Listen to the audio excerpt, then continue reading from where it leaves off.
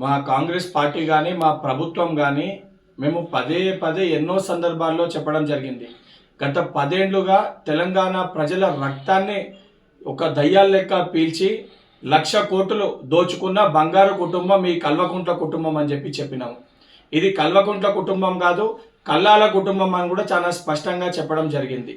నిన్న కవిత గారు ప్రెస్ మీట్లో మాట్లాడుతూ చాలా స్పష్టంగా కొంతమంది దయ్యాలు ఉన్నారు అని చెప్పి తను కూడా అదే మాటని అంగీకరించడం జరిగింది. ఈరోజు పంచాయతీ కేవలం వాళ్ళ కుటుంబం మధ్యలో ఉంటే మాకు దాంతో ఎటువంటి సంబంధం లేదు. కానీ ఆ దోచుకున్న 1,00,000 కోట్ల పంపకాలతోటి వచ్చిన పంచాయతీ కాబట్టి ఇది ఆ 1,00,000 కోట్లు దోచుకున్న మరి దయ్యాలు ఎవరు?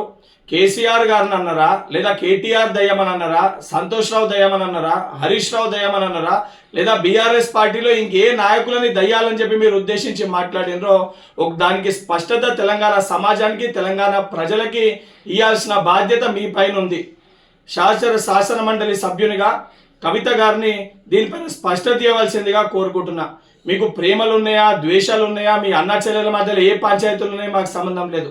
కానీ 1,00,000 కోట్లు దోచుకొని ఆ పంపకాల్లో వచ్చిన పంచాయతీ కాబట్టి మేము పదే పదే వీళ్ళు దయ్యాలు లెక్క గత 10 ఏళ్ల మీ పరిపాలనలో ప్రజల రక్తాన్ని పీల్చుకొని తిన్నారని చెప్పి మేము కూడా చెప్పినాము.